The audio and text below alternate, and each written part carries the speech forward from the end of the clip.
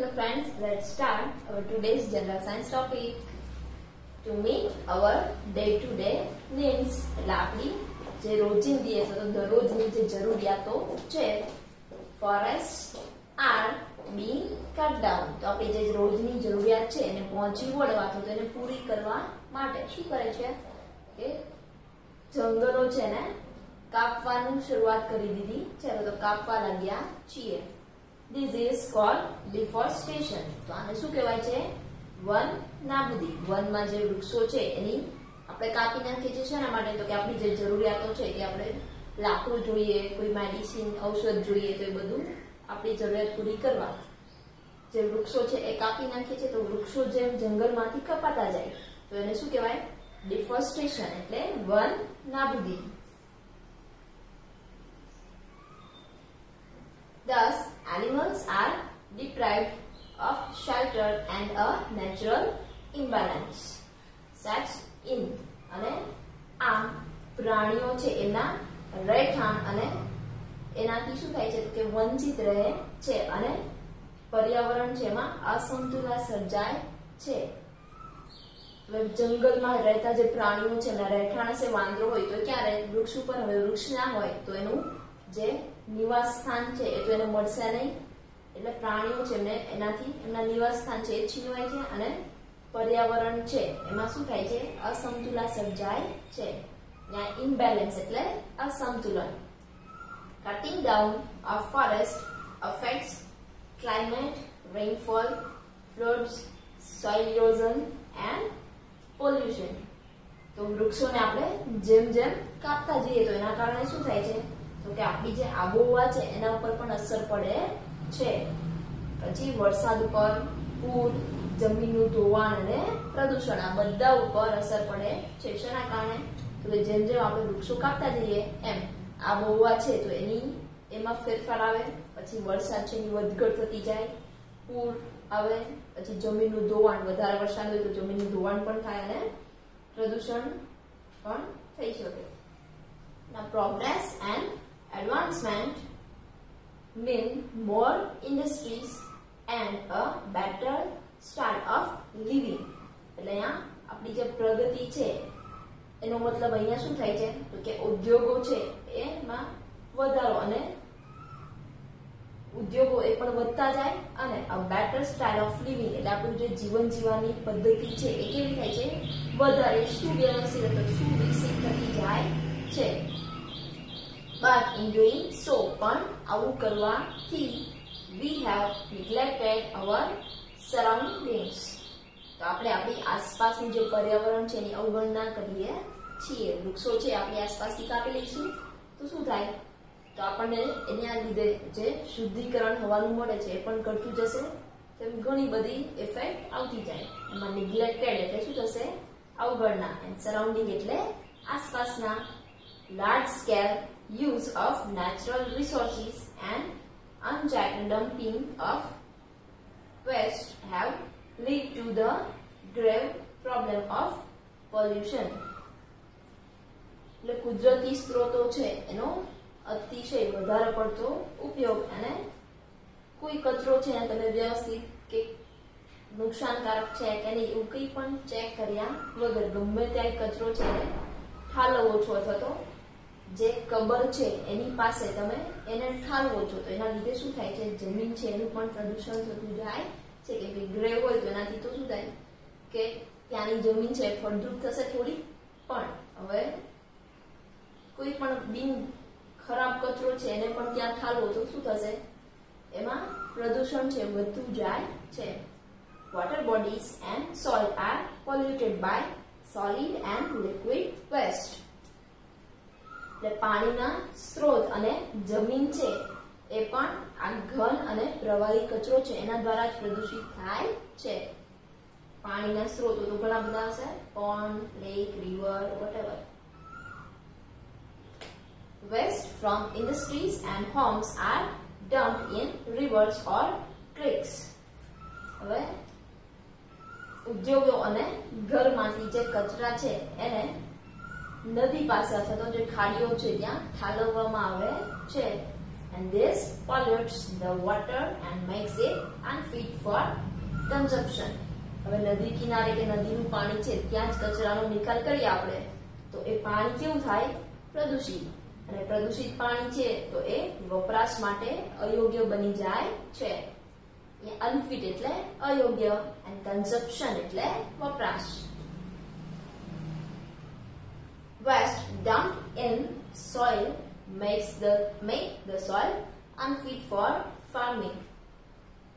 હવે જમીનની અંદર જે કચરો ઠાલવવામાં આવે છે તો એ જમીન છે એ પણ કેવી બની જાય છે ખેતી માટે અયોગ્ય બની જાય છે અને જ્યાં કચરો છે ત્યાં કોઈ પાક છે એ ઉગી શકે નહીં.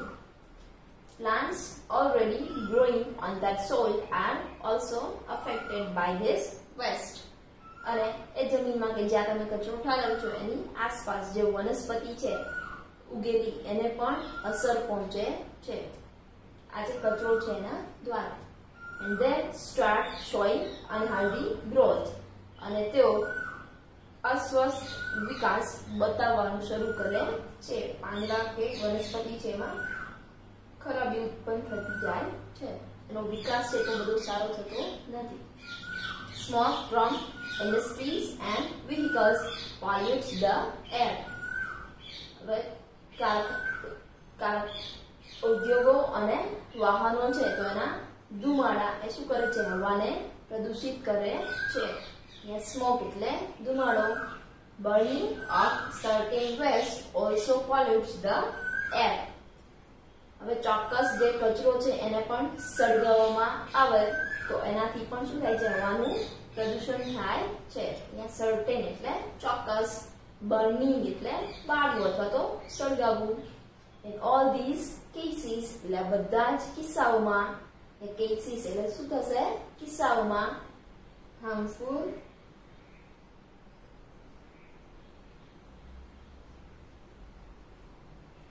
gases and particles are released into the air. નુકસાનકારક વાયુઓ અને રજકણો છે એ હવાની અંદર મુક્ત કરવામાં આવે છે. Breathing such air leads to many diseases. હવે આ હવા છે અશુદ્ધ થઈ ગઈ કે એમાં નુકસાનકારક વાયુઓ અને કણો છે. હવે એ જ હવા છે આપણે આવી હવા જો આપણે શ્વાસમાં લઈએ તો એનાથી શું થાય ઘણા બધા રોગો થઈ શકે છે અથવા તો આપણને ઘણા બધા રોગો તરફ લઈ જાય છે. Plants and animals to get affected by these gases. વનસ્પતિ અને પ્રાણીઓ એ પણ આ વાયુઓ છે એનાથી એને પણ અસર પહોંચે છે.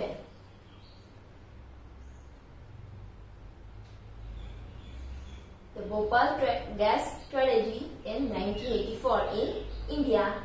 એટલે ભારતમાં 1984 માં જે ભોપાલ ગેસ કરુણા ક્રાંતિ હતી એ and the Chernobyl tragedy in the Soviet Union in 1985.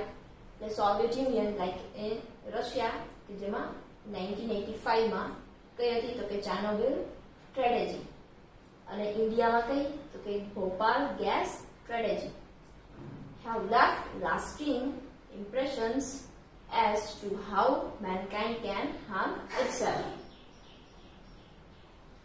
એનાથી માણસો જ પોતાની જાતને કઈ રીતે નુકસાન પહોંચાડે છે એમાં અનુભવવાનું કે પોતે જ જે વાયુ બનાવે છે એ જ નુકસાનકારક થયા અને માણસ જાતને જ ખરાબ રીતે અસર પહોંચાડે છે.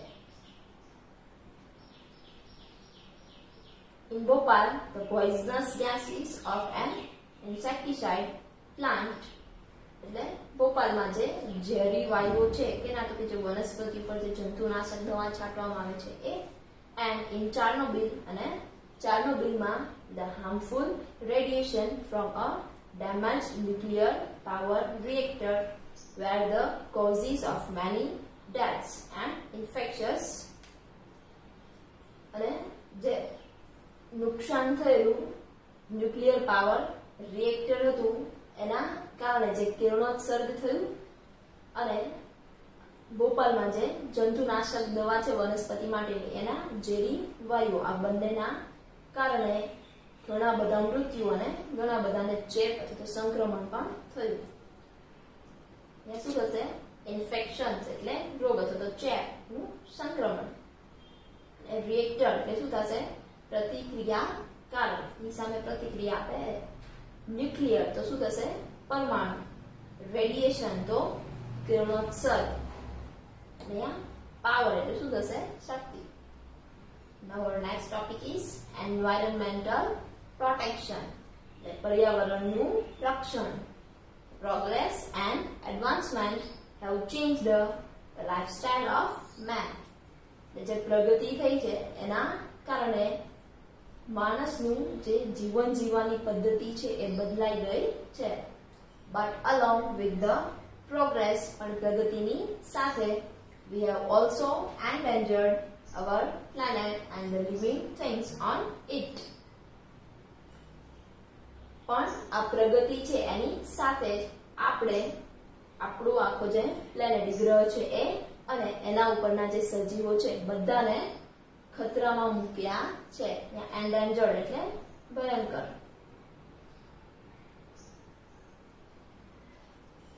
Many actions of our superior intelligence and our ambitious efforts to improve our lives by capping the environment are leading to the gradual destruction of our environment, animals, plants, and also the natural resources.